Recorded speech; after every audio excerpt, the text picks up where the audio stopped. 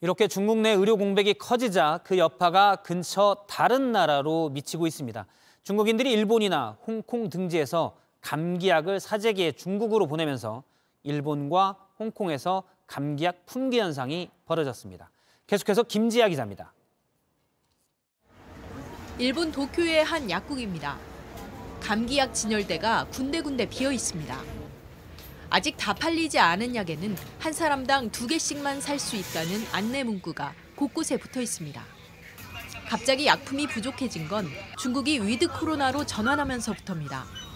중국인들이 곳곳에서 비상약을 사재기하면서 도쿄 시내까지 여파를 미친 겁니다. 一部の風邪薬と一部の解熱剤というのがすごい品薄になってますね、今ね。こちら多分池袋に住んでる中国人の方だと思うんですけど、それを大量に買って本国に送ってるって感じだと思います。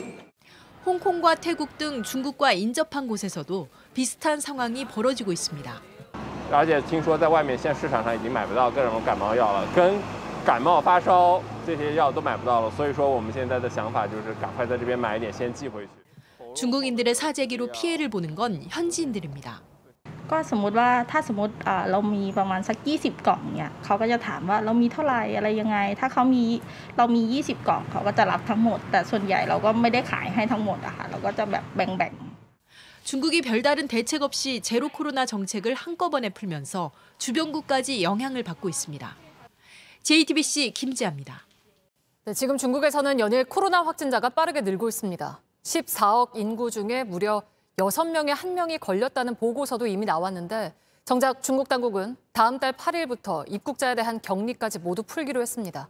사실상 코로나 전으로 돌아가겠다는 건데요. 베이징 연결해서 자세한 소식 알아보겠습니다. 자, 박성훈 특파원, 중국이 아주 빠른 속도로 정책들을 다 바꾸고 있네요. 네, 중국이 지난 7일 국내에서 이 제로 코로나 정책을 사실상 폐지한 데 이어서 3주 만에 그동안 막아왔던 입국 제한까지 모두 풀었습니다. 다음 달 8일부터는 중국인이든 외국인이든 제약 없이 중국을 오갈 수 있게 되는데요. 지금까지는 해외에서 중국으로 들어올 경우 최장 8일간 격리를 했는데 이 조치가 모두 사라지는 겁니다. 사실상 코로나 이전으로 돌아가는 셈입니다. 네, 지금 감염자가 엄청 늘고 있는데도 이렇게 서두르는 이유가 있습니까? 이 백지 시위 등 중국 내 여론 반발도 있었지만 방역으로 인한 경제 악화를 더 버틸 수 없다는 측면이 큽니다.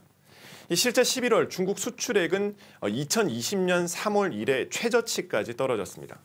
계속된 봉쇄와 통제로 내수 시장과 부동산 경기도 급격히 얼어붙으면서 더 이상은 버티기 어렵다는 판단이 작용했다는 분석입니다. 하지만 지난 10월 시진핑 주석이 3년임을 할 때만 해도 코로나 봉쇄 정책을 고수했었는데요. 불과 2달 만에 아무런 설명이나 대책 없이 모든 방역 조치를 풀어버린 것은 이 중국 정부가 그동안 방역을 정치 수단으로 활용했다는 걸 스스로 인정한 것이라는 지적이 나옵니다. 네, 잘 들었습니다. 베이징에서 박성훈 특파원이 전해드렸습니다.